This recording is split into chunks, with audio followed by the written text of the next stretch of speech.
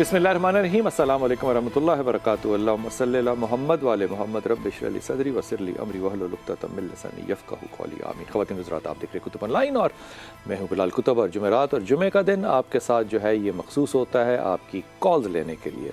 हमारे telephone number आपके सामने चल रहे होते हैं, आप हमें कॉल कर सकते हैं। थोड़ा सा इंतज़ार करना पड़े तो कोई बात नहीं होती, क्योंकि कॉल जो है वो ज़ाहिर है लाइन अप हुई होती हैं, तो एक एक बात पूरी सुननी भी पड़ती है। हसन रज़ा हमारे साथ हैं। हसन रज़ा, अस्सलाम वालेकुम। वालेकुम अस्सलाम। मैं मौजू पे आने से पहले आपसे एक दरख्वास्त कर दूँ। मैंने जो ज़िंदगी में ना आखिरी जो अच्छा अल्लाह का वली देखा है ना, वो समुंदरी में रहते थे सूफ़ी बरकत साहब। माशाल्लाह, कमाल आदमी। तो मैं उसके बाद हमेशा सोचता हूँ कि सूफ़ी बरकत में ऐसी क्या बात थी जो कि बाकी लोगों से मुख्तलिफ थी। तो आज मुझे एक ख़्याल सुबह बैठे हुए ये आया कि जितने भी खुलफ़ा राशिदीन हैं, ये जब खलीफा बने तो ये सारे बड़े अमीर लोग थे, वो देने वाले थे लेकिन उमरा थे। लेकिन आप गौर कीजिए कि हज़रत अबू बकर हों, उमर ख़त्ताब हों, हज़रत उस्मान गनी हों, मौला अली हो, ये जब इनकी डेथ होती है ज़ाहिरी तौर पे दुनिया से, तो ये अपने माल की कमी के साथ जाते हैं। ये माल को बढ़ाया नहीं इन्होंने, हालांकि बढ़ा सकते थे। इन्होंने ज़िंदगी में क्या किया? तो अगर मैं इसी यार्डस्टिक को लूँ तो मुझे नहीं आज की दुनिया में कोई ऐसा वली नज़र आता जिसने कि अपनी 7 नस्लों के लिए जायदादें ना बनाई हो अपनी उम्र में, और फिर लोगों को उसने तकवे का फतवा ना दिया हो। लेकिन ये कमाल बात है कि लोगों के उन मामलात पे हम फ़ैसला करने बैठ जाते हैं जिनके ऊपर हमारी अपनी कुदरत जो है वो नहीं होती।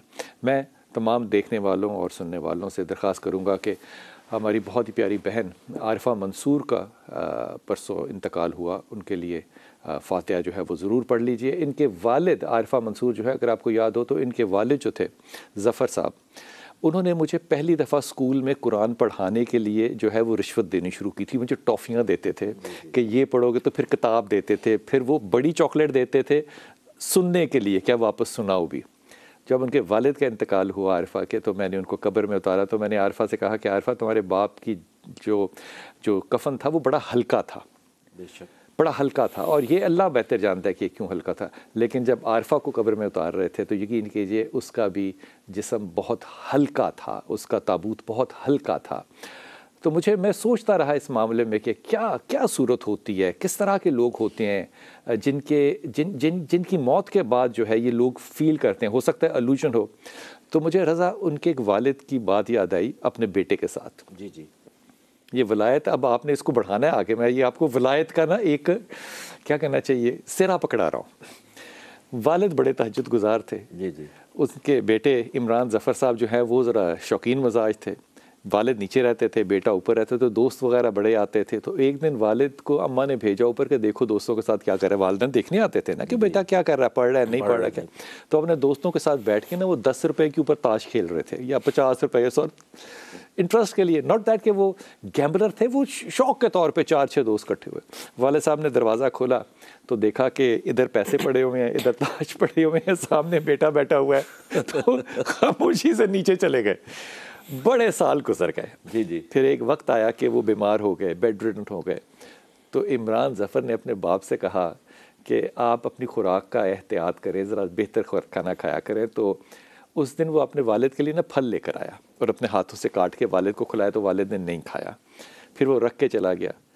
थोड़ी देर के बाद, और ये मैं कई सालों बाद की बात कह रहा हूँ, थोड़ी देर के बाद उन्होंने अपनी बीवी को बुलाया, कान में कुछ कहा, और वालदा जो थी वो अपने बेटे के पास गई और अपने शौहर के बटुए में से उन्होंने 500 रुपया निकाल के दिया।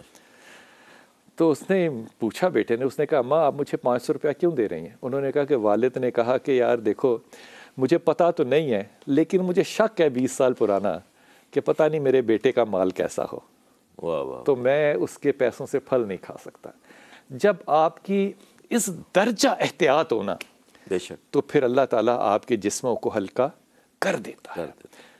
मैं तमाम दोस्तों से दरख्वास्त करता हूँ कि आरिफा के लिए फ़ातिहा ज़रूर पढ़िए। अल्लाह ताला उसकी अगली मंजिलों को बहुत आसान करे। हुजूर अक़दस हम एक लफ्ज़ इस्तेमाल करते हैं जिससे आप स्पिरिचुअलिटी कह लें, आप इसको रूहानियत कह लें, कुछ भी कहें इसको। इसका पर्पज़ और मकसद, अल्टीमेट मोटिव होता क्या है, अचीव क्या करना होता है? बहुत शुक्रिया। और मामूल की तरह ये बहुत अहम सवाल है और बुनियादी हैसियत रखता है। और आप इसे किया जा सकता है जी, आप ही से किया जा सकता है। देखें, ये जो स्पिरिचुअलिज्म है या रूहानियत है, ये इनविजिबल डाटा है। इनविजिबल एक मालूमात का एक इनविजिबल डेटा, इनविजिबल है। और मैं अक्सर ये कहता हूँ कि ये मावराई हकायक पर मबनी होता है, लेकिन इन्हीं 5 सेंसेस से आप इसको परसीव करते हैं। ठीक। अब बात ये है कि आपका पैदाइशी तौर पर इसको समझने के लिए किस तरीके से आपको अल्लाह ताला ने इसको इन 5 सेंसेस में परसीव करने की सलाहियत दी है। तो करना क्यों है परसीव? वो इसलिए परसीव करना है कि ये एक बाकायदा रूहानी कुव्वत रखती हैं ये चीज़ें, और दूसरे पर असरअंदाज होती हैं। जैसे आपकी गुफ्तगू जो है, ये अभी जो आप कलाम कर रहे हैं, ये पीछे एक रूहानी मुहर्रकात हैं। आपका कलाम करना, आपका सवाल करना और मेरा उस पर जवाब देना, ये एक इंटरेक्शन है स्पिरिचुअल फोर्सेस का इन अजसाम की सूरत में। अच्छा, अल्लाह के रसूल इसको मुख्तलिफ देखते हैं। अल्लाह के रसूल पता है इसको रज़ा भाई कैसे देखते हैं? अल्लाह के रसूल कहते हैं सुनने और बोलने वाले के दरमियान में से अल्लाह ताला शैतान निकाल दे तो जो कलाम है वो कल्ब पे वारिद होता है। बेशक, बिल्कुल। अगर शैतान, अगर आपका नफ्स जो है, नफ्स बुनियादी तौर पर ख्वाहिशात और डिज़ायर्स का मंबा है। जैसे जैसे आप ख्वाहिशात और डिज़ायर्स अपनी हदूदों को यूद में लेकर आते रहेंगे, आप नफ्स मुतमिन्ना तक पहुंच जाएंगे। मैंने स्पिरिचुअलिज्म की ट्रेनिंग ले ली, मैं रूहानी हो गया, मैं रैकी करने लग गया, मैं नज़र से देखने लग गया। मेरा मकसद क्या होता है? मैंने इससे अचीव क्या करना होता है? सबसे पहले तो आपने अपने आप को सिराते मुस्तकीम पर, सिराते मुस्तकीम क्या है कि आपके अंदर बातन में या जहन में किसी दूसरे के बारे किसी किस्म का कोई हसद या बुग़्ज़ या मनफी ख्याल ना आए। आप सरापाए एक मोहब्बत हो अपने खूनी रिश्तों में, अपने रिश्तेदारों में, आपके अपने मोहल्लेदारों में, और फिर अपने अजीज़ों कारब में, और दूसरे यहाँ पर आप रिज़्क़ कमाते हैं, वहाँ पर भी आप नॉन जजमेंटल। ये बिल्कुल। उसमें उसके बाद फिर इसको एक्सप्लोर करने की भी सलाहियत हो। और तीसरा जो आखिरी इस स्पिरिचुअलिज्म का मसला है कि दूसरों के रवैयों पर, दूसरों की सोच पर और दूसरों के जहनी और जिस्मानी मसाइल पर भी आप मुअस्सर हों। जैसे दुनिया में, कता कलामी की माफ़ी चाहता हूँ, जैसे दुनिया में दर्द के लिए पेन किलर है, और जब जिस्म में इन्फेक्शन हो जाती है तो वो एंटी डिप्रेशन है, और फिर जहनी जब कोई आर्जा होता है तो वो एंटी डिप्रेशन है। ये एक रेमेडी है, दुनिया में 3 हिस्सों में दी जाती है जिस्म के लिए, और यही रेमेडी स्पिरिचुअली आप किसी को मुंतकिल कर सकते हैं। तो स्पिरिचुअल आदमी को आप कहेंगे कि ये एक रूहानी डॉक्टर है, लोगों का इलाज है। ये स्पिरिचुअलिज्म एक रूहानी साइंस है। ये एक्शन और रिएक्शन का, अमल और रद्द अमल का एक इनविजिबल फिनोमेना है। इसको समझने के लिए बहुत ज़्यादा गौर व खौज। अब आप बोल रहे हैं और आपके बोलने पर जो मैं जवाब दे रहा हूँ, ये एक्चुअली रूहानी कुव्वतें इंसानों के अजसाम में आकर इंटरेक्शन करती हैं, तहकीक का दरवाज़ा खोलती हैं, और जब दूसरे सुनते हैं, दूसरों की रूहानी कुव्वतें इंटरेक्शन करती हैं, फिर इस तरह इल्म वजूद में आता है। हासिल रूहानियत क्या है? मैंने बताया ना कि जैसे एक डॉक्टर फिजिकली रेमेडी देता है, एक स्पिरिचुअल मौसर इंसान जो है वो स्पिरिचुअली रेमेडी देता है। जैसे आप किसी को पेशेंट आता है, इसका मतलब वो कहता है मुझे ये मसला है, तो वो उसको रेमेडी देता है, स्पिरिचुअल रेमेडी देता है। मैं कॉलर ले लूंगा, कता कलामी छोटी सी बात, जिस तरह अद्वियात के अंदर हम मादी ज़राए से वही रेमेडी हासिल करते हैं, इसी तरह ये रेमेडी विदाउट मेडिसिन भी मौसर हो सकती है। जैसे किसी का जुमला सुनकर आप ताबिया हो गए, किसी का जुमला सुनकर आप इनकार करने लगे। ये तो जनरलिटी होगी ना। एक रूहानी शख्सियत जो है वो हासिल क्या करती है और कंट्रीब्यूट क्या करती है? कुर्बे इलाही। कुर्बे इलाही का मतलब ये है कि आप अल्लाह के कलाम की तासीर रखते हो और फिर उसको मौसर भी कर सकते हो। इसी पे आते हैं वापस, कॉलर से ले लें, कुर्बे इलाही करना है। लेकिन ये रज़ा भाई की बात से मुझे एक हदीस याद आई है, अल्लाह करे कि कॉलर के बाद याद रहे, मैं आपको हदिया करता हूँ। जी अस्सलाम वालेकुम कॉलर। जी अस्सलाम वालेकुम। वालेकुम सलाम। जी शाहिदा बेटा। सर मैंने अपनी बेटी के बारे में पूछना था। जी फरमाइए। अलिशबा नाम है उसका। अलिशबा के अब्बू का क्या नाम है? खुर्शीद। ठीक, क्या पूछना था बेटा? जी वो उसमें बायो केमिस्ट्री में BS कर रही है। अच्छा। तो उसने कैट का भी इम्तिहान दिया था, उसमें बीडीएस में उसका नाम तो आ गया, पता नहीं अल्लाह करे शायद हो जाए आगे, अगर हो ना हो तो वो कह रही है, किसी ने उसको मशवरा दिया तुम अगर वहाँ ना हुआ तो उसमें कर ले, फूड एंड साइंस में ये छोड़ दे बायोकेमिस्ट्री।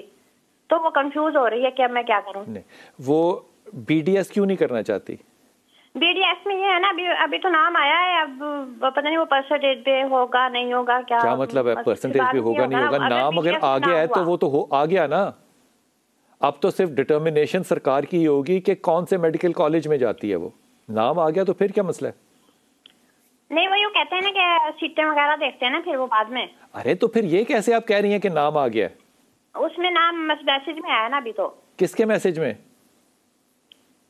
मतलब जो उन्होंने दिया हुआ था नंबर वगैरह, तो वो मैसेज पे आया ना नाम के हो गया है। अच्छा, मुझे बिल्कुल नहीं शायद आपकी बात समझ में आ रही कि आप किसको कह रहे हैं, कौन सा मैसेज आता है, क्या चक्कर है, मुझे नहीं पता। ये लिस्टें लगती है, अगर नाम मेरिट पे आ रहा होता है तो वो लिस्टें कॉलेज में लग जाती हैं। सर वो पास तो हो गई है। हाँ तो फिर मसला क्या, उसको बीडीएस में जाने दो। नहीं सर फिर वो ना डोमिसाइल का भी मसला है ना, अब डोमिसाइल वो पंजाब का है ना, तो कराची का वो बनाना है ना डोमिसाइल, तो वो बनेगा तो जाएगी ना वो। तो बना ले। तो वो बनाते नहीं है ना, मतलब डबल वो है ना हमारा। बेटा देख, ये जो मामला अब आपने कहा है ना, ये मामला आपने मुझे दिया थोड़ा सा चक्कर, तो चक्कर चुक्कर नहीं देते होते।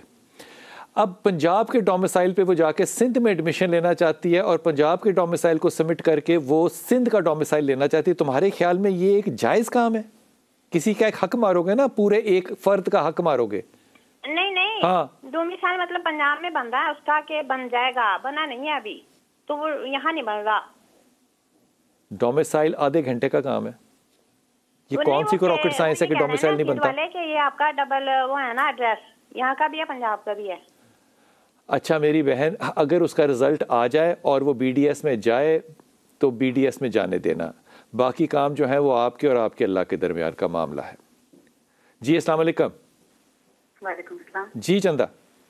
जी मैं चंदा सिंह बोल रही, मैं कानपुर से बोल रही हूँ।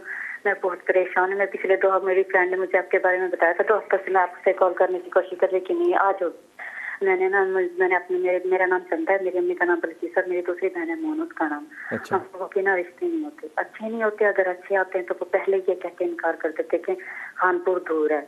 अब मेरी अम्मी नहीं, खानपुर की वजह से कोई रिजेक्ट नहीं करता। ये चंदा आप गलत बात कर रही हैं। खानपुर की वजह से रिजेक्शन नहीं होती। जी खानपुर की वजह से रिजेक्शन कैसे होती है? हाँ ये मैं झूठ नहीं कह रही, यही कहते हैं। खानपुर की वजह से कैसे रिजेक्शन होती है? किसी ने घर दामाद बन के थोड़ी जाना है, रुखसती लेकर जाना है। ये तो कहते हैं, यही तो मैं भी सोचती हूँ ऐसा भी क्या हो गया कि खानपुर इतना भी क्या दूर है। मुल्तान वाले कहते हैं कि खानपुर तो दूर है, हम लोगों ने नहीं करना। मेरे अब्बू अम्मी इतने परेशान रहते हैं, उनकी हालत। आपकी कितनी उम्र है चंदा? मेरी उम्र तकरीबन 28 साल हो गई। मेरी बहन मुझसे 1 साल छोटी है, उसकी 26 साल। अच्छा मुझे ये बताओ कि आपकी तालीम और वजन कितना है? मेरा वजन तो मैंने कभी करवाया नहीं, 1 बार करवाया था बहुत पहले जब मैं बीमार हुई थी, लेकिन तालीम मेरी एमए है। मैंने एमए उर्दू किया, मेरी बहन ने एमए इंग्लिश किया। अच्छा चले, मैं एक और तरह से बात करता हूँ। आप अपने आप को पतला समझती हैं कि नहीं, दुबला समझती हैं कि नहीं? हाँ मतलब मैं सही हूँ, ना ज्यादा पतली हूँ ना ज्यादा मोटी, सही हूँ। एक बात तो ये कि तुमने मोटापे की तरफ नहीं जाना। ये आर्गुमेंट होगा जो लोग नापसंद करेंगे, उसकी वजह बगैर देखे वो कैसे इनकार कर देते हैं, आते ही ये उनकी मतलब आपके पास इस दुनिया को लोगों को चलाने का ठेका है चंदा, कि वो क्यों करते हैं ऐसा। ये क्या बात हुई? अम्मी बहुत, मेरे अब्बू में बहुत नहीं, ये इशू नहीं होता बेटा। देखो ये डंडे के जोर पे कैसे आप कह सकती हो कि वो कैसे कर सकते हैं देखे बगैर? क्यों नहीं कर सकते? लोगों के हक नहीं है, सिर्फ आप ही का हक है दुनिया में जिंदा रहने का। ये हाकमियत को छोड़ दो। फिर मैं तुम्हें कह रहा हूं, अब वजह समझ में आई। लोग अंधे और बहरे नहीं हैं, लोग देखते हैं। उन्होंने जो बहू लेकर जानी होती है वो उसके मजाज को देखते हैं, वो परखते हैं। खानपुर नहीं है इसमें इशू 2 हैं, तेजी, तलखी, गुस्सा। ये रिजेक्शंस हैं। लोग पता नहीं करते, देखने की क्या जरूरत होती है। एक शरीफ आदमी है, वो जरूरी है कि ट्रॉली के ऊपर चाय पीकर फिर जाए फिर रिजेक्ट करे? वो लोग पता कर सकते हैं, इसमें क्या इशू है? मैं जो आपसे बात कर रहा हूं 2 एक, आपने अपने मजाज के ऊपर बहुत ही ज़्यादा एहतियात करनी है, लेकिन दूसरी, आप दोनों बहनों ने अपने हार्मोन्स को, अपने रिप्रोडक्टिव सिस्टम्स को, इनके ऊपर गायनेकोलॉजिस्ट के साथ इन टच रहना है, क्योंकि आपको आइंदा आने वाले मामलात जो हैं उनमें सिस्टिक ओवरी के इंतहा के चांसेस हैं अगर अभी तक नहीं। और इसकी जो कंडीशंस होंगी जो आपको 30+ पे जाके 35 पे बहुत वाज़े नज़र आएंगी, that will be extraordinary hair growth at the places जहाँ नहीं होनी चाहिए, और जहाँ होनी चाहिए वहाँ नहीं। ये हार्मोनल डेफिशिएंसी, ये हार्मोनल इम्बैलेंस जो है, ये आपके रास्ते में आएगा, और इसी वजह से आपके मजाज जो हैं वो बहुत तल्ख भी रहेंगे। मेरी प्यारी बच्ची, खुदा के वास्ते लोगों के ऊपर इतनी जल्दी जजमेंट नहीं करते कि वो बग़ैर मुझे देखे कैसे रिजेक्ट कर सकता है। कोई मतलब कमाल नहीं करती हैं आप, बात नहीं हो रहे रिश्ते, कोई बात नहीं, लेकिन अल्लाह अगर देना चाहे तो वो क्या नहीं कर सकता। और अल्लाह जब उतारता है रहमत तो वो आपसे मशवरा लेने भी नहीं आएगा।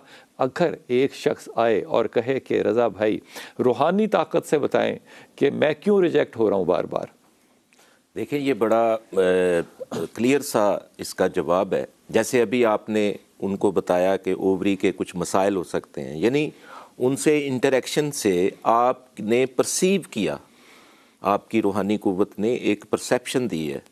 अब ये गलत भी हो सकती है, सही भी हो सकती है, अब वक्त बताएगा ना। अब जैसे आपने मुझे ये सवाल किया, तो मैं भी अपनी जो मेरी रियाजत है, जिस पे मैंने काम किया है सालों पर मुहित, तो उसी हिसाब से होता है। ये ट्रू एंड फॉल्स है, लेकिन practice makes a man perfect. तो जैसे आप गाइडेंस आने वाले वक्त में, आप इंट्यूशन की बात कर रहे हैं, इंट्यूशन हो जाती है। देखें इंसान के अंदर, हर इंसान के अंदर कुव्वतें चल रही हैं रूहानी, सच्ची और झूठी, सच्ची और झूठी ख्याल आते हैं। लेकिन जो रूहानी आपको पता है एक दिन में कितना ख्याल आता है एक आदमी को? लातादाद अनगिनत, 60,000 पर डे एवरेज, मतलब एक स्टैटिस्टिक्स कह रहा हूँ। हाँ। और उस 60,000 ख्यालों में से 95% ख्याल वो होते हैं जो कल भी आए होते हैं, बिल्कुल यही, और उनमें से 85% ख्याल होते हैं जो मनफी होते हैं। लेकिन तो इंसान अपने ख्यालों का विक्टिम है। हाँ, तो वो घास के अंदर जो बूटी उगती है, इसी तरह दिमाग एक घास की तरह है। इसके अंदर जो मनफी अनरियलिस्टिक थॉट्स, उनको निकालना जिनका कोई वजूद नहीं है, लेकिन इसको ये कैसे पता चले? यही स्पिरिचुअल पर्सनैलिटी के पास बैठने से हम दिमाग के ग्रास को ठीक करते हैं। हाँ, खेती बाड़ी सही करें। खेती बाड़ी जो है ना, ये दिमाग एक ऐसी खेती बाड़ी है जिससे घर बनता है, जिससे मुआशरा बनता है, जिससे कौम बनती है। तो रूहानी लोगों की इनफरादियत दूसरे लोगों से इसलिए इम्तियाजी हैसियत रखती है कि वो इंसान के जहनों में आने वाले वक्त पर जो ख्याल हैं उनमें चुनाव की एक रहनुमाई देते हैं कि मैं वक्फे पे जाऊंगा। रज़ा भाई ने कैसी अच्छी बात की, इसलिए वो जो लोग कहते हैं ना कि अच्छी महफिलें रखो, ये अपने किसान भी अच्छे रखें और अपने ट्रैक्टर भी अच्छे रखें, ज़मीन अच्छी निकले, ताकि अच्छी निकले। वो जब ज़मीन अच्छी होगी तो फिर उसमें से पौधे भी ख्याल के अच्छे निकलेंगे। वापस आके आपको हदीस अर्ज़ करता हूँ, जो कि अभी रज़ा भाई ने बात पहले की थी कि मैं किसी के लिए दिल के अंदर कोई नेगेटिव चीज़ नहीं रखता, कोई बुरा नहीं रखता, कोई जेलसी नहीं रखता। सहाबी इसको कैसे देखते थे और रसूल पाक इसको कैसे देखते थे, वापस आइए अर्ज़ करता हूँ।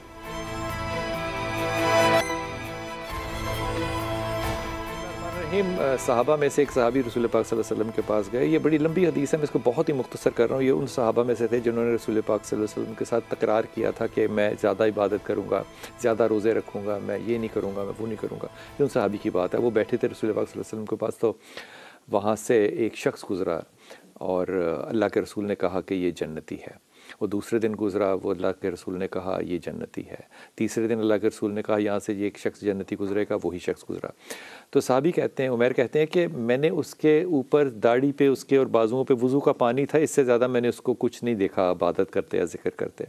तो कहते हैं मैं देखने के लिए कि मैं इतना बड़ा इबादत गुज़ार हूँ, इतना बड़ा मैं इबादत गुज़ार हूँ, ये कैसे हो सकता है कि इस शहर मदीना में मेरे से ज़्यादा कोई इबादत करने वाला हो। उनको बड़ा इस पर नाज था कि मैं हर रोज़ रोज़ा रखता हूँ। ये बुखारी की हदीस है।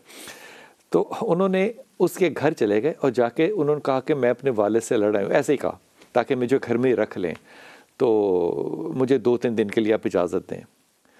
तो साहबी कहते हैं कि मैं उनको, जिनके ऊपर अल्लाह के रसूल ने कहा था कि जन्नती है, मैंने उनको कोई रात को शब गुजारी करते नहीं देखा, शब को ज़िक्र करते नहीं देखा, इशा पढ़ते थे और सो जाते थे। बस ये देखा कि करवट जब लेते थे तो लाहौल वाला या इस तरह की कोई तस्बीह करते थे, करवट लेते, बस इससे ज़्यादा नहीं। सुबह नमाज़ों के अलावा मैंने कोई उसके अंदर उस सहाबी में कोई ऐसी खुसूसियत नहीं देखी जिस पे कि अल्लाह के रसूल 3 दिन कहते हों कि ये जन्नती है।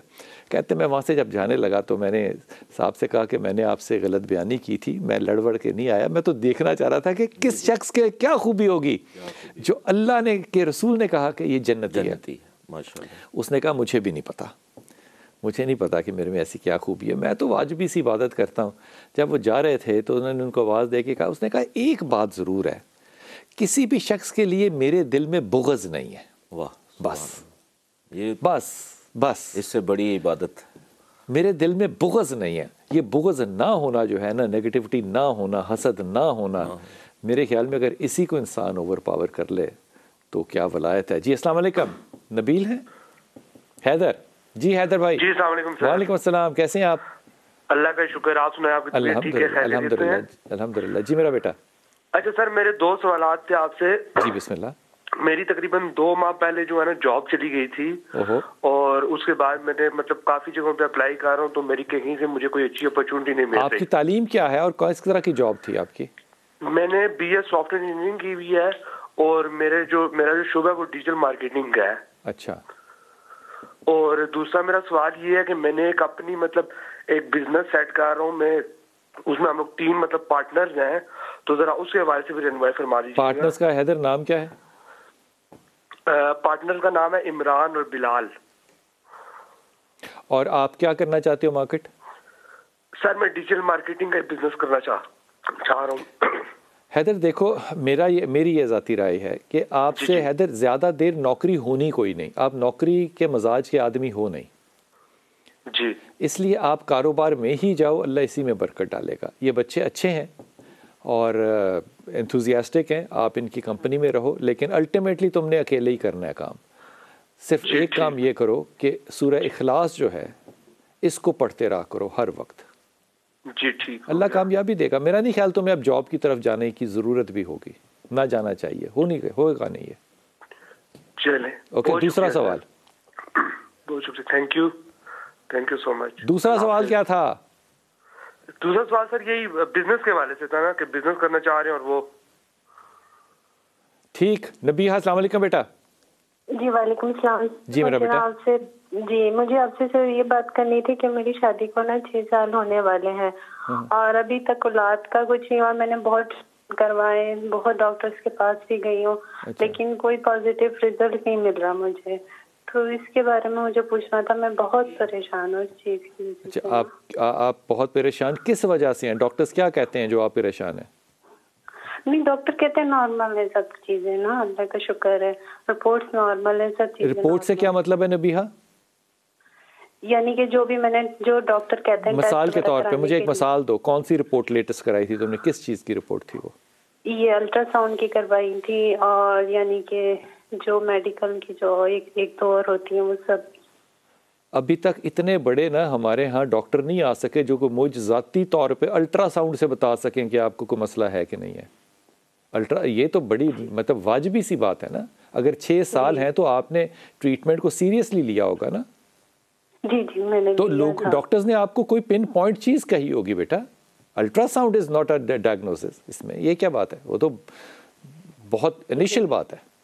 ये तो बड़ी नहीं, तो फिर मुझे फिर क्या करना चाहिए, क्योंकि मैंने बहुत डॉक्टर्स के पास ये वही तो मैं इसीलिए रुक के बैठा हूँ ना कि आपने जो बहुत डॉक्टर्स देखे हैं वो बहुत डॉक्टर क्या कहते हैं? वो डॉक्टर ये कहते हैं अल्लाह का शुक्र है सब चीजें आपकी नॉर्मल है। मैंने डॉक्टर आपके शौहर का क्या नाम है नबीहा? मुदस्सिर अली। आप लोगों, अच्छा अब मेरे तूने सवाल का जवाब ठक करके देना है जी। जो एक्टिव स्पर्म है मुदस्सिर का, वो कितना, जो एक्टिव स्पर्म है लाइव एंड एक्टिव, वो कितनी रेशियो है शौहर की? वो भी नॉर्मल है। मैंने डॉक्टर साजिदा से भी जैसे यहाँ पे पंजाब में भी आके करवाया था, वो भी नॉर्मल है। डॉक्टर साजिदा ने तुम्हें कहा कि आपको कोई मसला नहीं है? जी नहीं, मेरा नहीं ख्याल ऐसी बात है। हालांकि डॉक्टर साजिदा साइंसदान औरत है एक, लेकिन आपको इशू है। मेरा उनसे हो चुका है ट्रीटमेंट, मैं उनसे ले चुकी हूं। ट्रीटमेंट किस चीज का मेरा बेटा? जी ट्रीटमेंट किस चीज का? यही औलाद के लिए। क्या ट्रीटमेंट? बीच में कुछ IVF किया था? मुझे दी थी, मेडिसिन दी थी, गोलियां वगैरह दी थी। वो गोलियां पता है क्यों दी थी? जी क्यों दी थी? देख मेरा बच्चा, पहली बात तो ये कि जो भी पेशेंट हो ना, उसको अपना इल्म होना चाहिए। जी आप गई हैं, आपको उन्होंने ट्रीटमेंट दी है, और वो ट्रीटमेंट की जो गोलियां हैं वो इसलिए दी हैं ताकि एग रिलीज हो। तो वो नहीं हो रहा था तो रिलीज करना चाह रही है ना। जी तो बेटा आप मुझे ये कहोगे कि सिर्फ अल्ट्रासाउंड है, तो फिर मैं क्या कहूँगा आपको? मैं कहूँगा नहीं, आप अपनी पूरी तहकीक खुद जो है ना, वो वकील से और डॉक्टर से आप छुपा नहीं सकते हैं। आप आधी इंफॉर्मेशन दे के ब्लफ नहीं कर सकते मेरे पुत्र। इसलिए जहाँ जा रही हो वहाँ जाओ और इस ट्रीटमेंट को कंटिन्यू करो। आपको एक्सटर्नल इंटरवेंशन चाहिए टू बिकम प्रेग्नेंट, इसलिए अगली स्टेज पे आपको जाना पड़ेगा। वो मेडिकेशन से नहीं हुआ, अब अगली स्टेज पे आपको जाना है। और आपको आयत करीमा जो है वो अपना सीधा हाथ अपनी नाफ पे रख के पढ़ते रहना है। और कम से कम भी अगर पढ़ो एक मद में, यानी कि एक टाइम में, एक एनी गिवन वन टाइम में, तो 21 टाइम्स। ये कोई शरई मामला नहीं है, ये ऐसे ही वाला मामला है कि 21 दफ़ा से कम नहीं पढ़ना। आप 11 दफ़ा भी पढ़ सकते हो, 41 दफ़ा भी पढ़ सकते हो, लेकिन आयत करीमा पढ़ो। और you must go to the next level of treatment. अब डायग्नोज समझ में आ गया ना भाई, मसला है, और इसीलिए उसने आपको मेडिकेशन दी। अब वो नहीं हुआ, अब 7वां साल ना इस्तेमाल करना। उसे कहना कि डॉक्टर साहब मुझे अब अगली स्टेज का मशवरा दें कि अब हम क्या करें। आयत करीमा खुद भी पढ़ना और मियाँ को भी कहना। छोटा सा वक्फा, वापस आ। बिस्मिल्लाहिर्रहमानिर्रहीम। जैसे हमारी अभी ये बहन नबीहा, मेरे ख्याल में इनका नाम था, ये फरमा रही थी कि मैं क्या करूं, आयत करीमा पढ़ना है ज़रूर, और उसको अपने सीधे हाथ को अपनी नाफ पे रख के। ये मैं ये नहीं कह सकता कि ये कोई वजीफ़ा जो है वो मुजर्रद है, लेकिन ये बुज़ुर्गों ने जिस तरह दिया है उसी तरह। सफदर बुखारी साहब आपको होता है, लाहौर की बहुत बड़ी मारूफ शख्सियत हुआ करते थे। उनका एक और भी बड़ा पेट नेम था जो कि मैं आपसे नहीं अर्ज़ करूँगा, लेकिन उनके मुजर्रद वजीफ़ों में एक वजीफ़ा जो था वो सूरह रहमान सुनने का था, और मैंने उसके साथ मुझसे होते हुए देखे हैं। और एक दूसरी तस्बीह जो वो दिया करते थे, रब्बे हबली मिनस सालिहीन, अपनी औलाद को साले बनाने के लिए, साले औलाद के लिए रब्बे हबली मिनस सालिहीन, ये ज़रूर पढ़ा करें। आयत करीमा के साथ अल्लाह ताला औलाद नरीना भी अता करे और आपको साहिब औलाद भी करे। हुजूर एक और लफ्ज़ बड़ा सुनते हैं आप जैसी रूहानी शख्सियतों से, औरा। बिल्कुल, ये औरा क्या चीज़ है? औरा एक इंसानी, एक जिस्मानी और रूहानी कैफियत में एक हाले को कहते हैं। गोल चक्कर, एक मसलन के आपकी स्ट्रेंथ जिस्मानी, ठीक है, और उसके साथ साथ आपकी रूहानी स्ट्रेंथ। ये और यहाँ पर मैं नज़र आती है या पता चलता है या होती ये है? हर इंसान की अपनी परसेप्शन है। मुख्तलिफ परसेप्शंस अल्लाह ताला ने, खालिक ने इंसानों को दी हुई हैं। ठीक। लेकिन ये जो बात आप बताते हैं वज़ाइफ की, या कोई भी अगर मैं बताता हूँ या आप बताते हैं, असल में वज़ाइफ कुरानिक जो आयात हैं या अस्मा हैं, उनको पढ़ने से ही उसका ताल्लुक़ है। लेकिन हर इंसान के पढ़ने से, कलाम को जब पढ़ा जाएगा तो उसके अंदर जो ताकत है वो एक्टिवेट होगी। लेकिन बात यहाँ पर आकर रुक जाती है कि वो एक्टिवेशन कलाम के अंदर कितनी एक्टिवेट होगी, जितनी उसने उसमें मेहनत की होगी।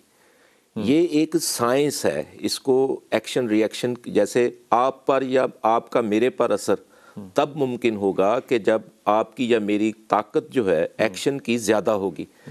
तो कलाम अगर वैसे पढ़ा करता थोड़ी सी, तो कलाम को पढ़ने से अजर सवाब है। लेकिन अगर आप रूहानी नुक्ता नज़र से कलाम को पढ़ रहे हैं, जैसे आप गाइड करते हैं लोगों को, तो ये परसेप्शन के साथ साथ कुव्वत चल रही होती है। और दूसरे का मसला, इसी तरह ही मेडिसिन असर करती है। मेडिसिन जब आप लेते हैं तो उसका एक्शन और रिएक्शन शुरू हो जाता है। अब एक जिस्म के अंदर जब एक से ज़्यादा मसाइल होंगे तो डॉक्टर को सोचना पड़ेगा, गौर व फिक्र करना पड़ेगा कि किस वक्त कैसे किस तरह, यानी 2-3, अगर एक जिस्म में एक बीमारी है या एक से ज़्यादा है, इसी तरह बैन ही रूहानी जो तसर्रुफ़ रखते हैं, जो बसीरत रखते हैं, रूहानी कलाम की तासीर रखते हैं, वो इसी तरह ही तहकीक के साथ, गौर व फिक्र के साथ रेमेडी देते हैं, स्पिरिचुअल रेमेडी। वो कलाम की ही होती है, लेकिन उन्होंने उसमें से किस तरह हासिल की है उस हिसाब से ये असर चलता है और वेरी करता है। ये आपके शहर से कॉल है, कॉलर ले लें। जी जी जी, अस्सलाम वालेकुम। मेरा लाहौर शहर है। आपका इंग्लैंड शहर है? नहीं, दूसरा शहर मेरा मैनचेस्टर है। जी बेटा, कैसे सर, सही से आप? अल्लाह का शुक्र है बेटा। जी सर, मैंने 2 बातें पूछनी थी। एक तो मैंने नाम ऑलरेडी उनको बताया है, एक उनके बारे में पूछना था कि सर उनकी जो है ना लेफ्ट हैंड के साइड पे उल्टे हाथ की तरफ दर्द रहता है, मतलब बार बार तकरीबन कोई हर दूसरे दिन कोई होता है, तो वो कोई टेस्ट वगैरह या कोई चीज वगैरह पता नहीं क्या है, उसके सीने में उल्टे हाथ के साइड पे बहुत दर्द रहता है। ये समझ में नहीं आता, डॉक्टर से चेकअप वगैरह भी करवाया है और डॉक्टर कहते हैं कुछ भी नहीं है, पर समझ नहीं आता इस चीज का। एक तो ये पूछना था, और दूसरा ये पूछना था कि मेरी अपनी प्रॉब्लम ये थी कि मेरे नाक के अंदर, नाक का शायद गोश्त बड़ा हुआ या ऐसा कुछ है, मुझे खराटे या तकलीफ, मतलब आवाज बहुत होती है तो सोते टाइम। तो आप कोई टेस्ट वगैरह बताएंगे मेरे लिए भी, कुछ ना कुछ करवाऊं ऐसा कुछ? तो आपने अपने जीपी से क्यों नहीं मशवरा लिया? सर मैंने जीपी से मशवरा लिया है, मैंने जो है पर्चा करवाया, पर वो यही बोला कि शायद नाक का जो है ना वो गदूद वगैरह से बढ़ जाता है, वो बढ़ा हुआ है। और इससे ज्यादा कोई मतलब बात होना नहीं गई। और यहाँ पर सर मैं टाइमिंग के 6 महीने पहले अपॉइंटमेंट लेना पड़ता है, आपको पता बेहतर जानते हैं, 6 महीने पहले 4 महीने पहले ऐसा अपॉइंटमेंट लेना पड़ता है, फिर वो जाके डेट मिलती है, फिर वहाँ जाके बड़े हॉस्पिटल वगैरह जाने का टाइम बहुत लग जाता है। तो बेटा तू पाकिस्तान शिफ्ट हो जा, फिर इतने मसाइल है वहाँ पे। तो नहीं सर, पाकिस्तान जी बिल्कुल। तो फिर देखो ना, जहाँ पे अल्लाह ने रिस्क लगाया हुआ है वहाँ पे क्रिब भी तो नहीं ना फिर करते। सिस्टम है एक NHS का, बस वो ठीक है। लेकिन दूसरी बात ये कि ये खुराटे वाला मामला तो तुम्हें पता है कि ये जीपी जो है उसने जो बात की है वो बिल्कुल मुनासिब है।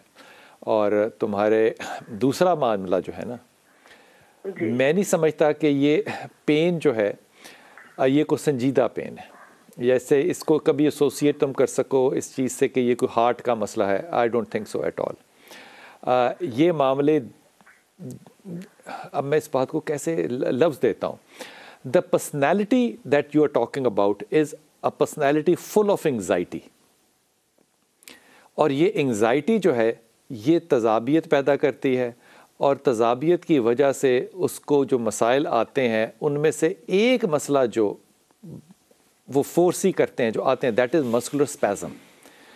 अब ये मामला जो है ना, इसका इलाज ये नहीं है कि आप पेन किलर खाएं, पेन हो रहा है या कुछ और करें। इसका दो मामला थे। एक तो एप्पल सिड्रा जो होता है ना, इसका आधा टीस्पून 1 गिलास पानी में अगर आप खाने से पहले ले लेंगे तो आपको कोई भी किस्म की जो मैदे की डाइजेशन की प्रॉब्लम्स हैं वो नहीं होगी।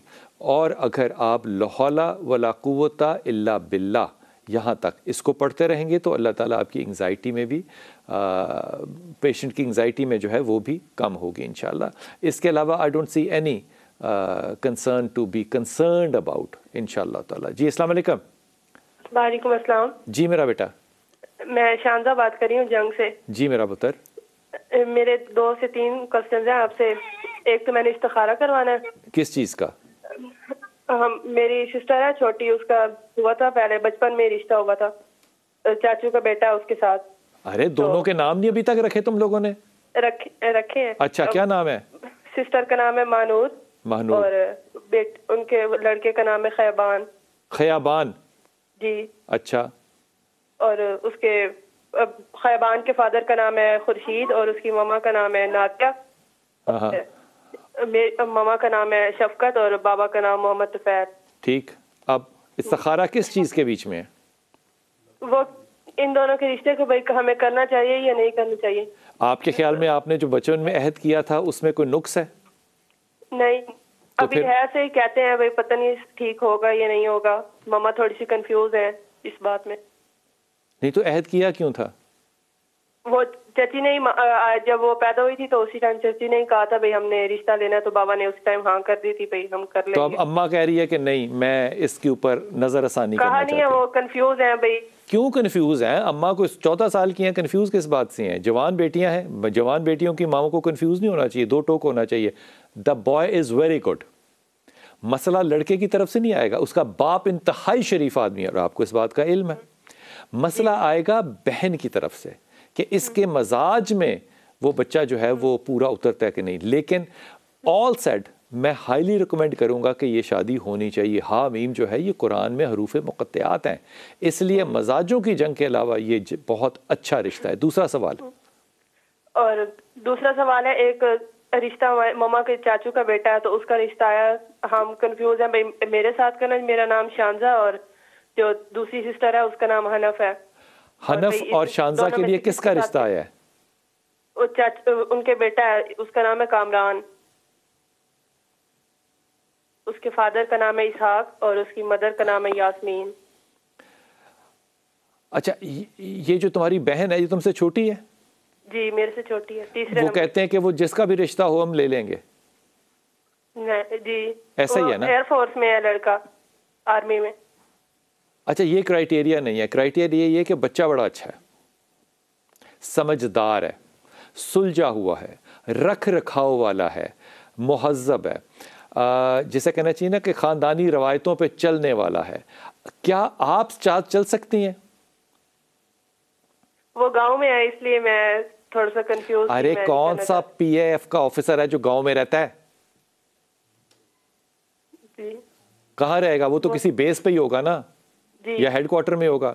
एक बात, अब ये जो तुमने कहा ना कि वो गांव वाले, ये जो मामला है ना जजमेंटल होने का, ये प्रॉब्लम तुम्हें भी देगा, तुम्हारी बहन को भी देगा, लेकिन ये वो इशू है जिसके ऊपर आप लोगों ने सोचना है। द प्रपोजल्स आर एक्सेलेंट, इससे ज़्यादा अच्छे लोग जो हैं वो मैन्युफैक्चर होते नहीं हैं, ये अच्छे हैं। मेरा ये मशवरा होगा कि आप अपनी वालदा से भी कहिए और ख़ुद भी और बहन से भी कहिए कि या रहमान या रहीम या करीम, ये 3 अल्लाह के नाम हैं जो सईदा आयशा ने दिए कि इनसे दुआएं कबूल होती हैं। ये पढ़ना शुरू कीजिए, और या वली या वाली, ये 2 लफ्ज़ जो है ये पढ़ना शुरू कीजिए। अल्लाह आसानी फरमाएगा। माजरत हुज़ूर अक़दस, जब ये गुफ्तगू आती है इस तरह की कि हम कंफ्यूज हैं, तो रूहानी तौर पे आपके ख्याल में क्या करना चाहिए? रूहानी तौर पे फिर किसी, जब खुद समझ ना आए तो किसी स्पिरिचुअल पर्सन से पूछना चाहिए।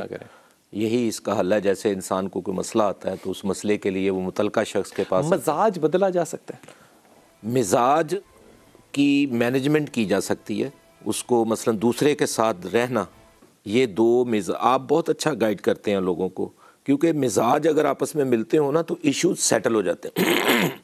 I think you got my point. बिल्कुल। तो अगर इश्यूज आप मिलाने लग जाएं तो मिजाज तो फिर मिलते नहीं हैं। मिजाज का मिलना, हमहंगी होना, हारमनी होना, वाइब्रेंट होना, ये बहुत ज़रूरी है। ये एक स्पिरिचुअल पर्सन जो है वो बेहतर तरीके से उसमें हारमनी पैदा कर। बहुत शुक्रिया रज़ा भाई। ये जो बात की ना कि अगर मजाज एडजस्ट होने हो तो हो जाते हैं, लेकिन जो चीज़ एडजस्ट नहीं ना होती वो है आपकी ख्वाहिशात। ख्वाहिशात अगर आपकी बाला हैं और आला हैं तो फिर मेरे ख्याल में इंसान को झुकने का तरीका जो है वो अल्लाह ही सिखाए तो सीखता है इंसान। अल्लाह ताला आपको सलामती दे, अपनी दुआ में याद रखिएगा। अल्लाह ताला बहुत आसानियाँ बांटे।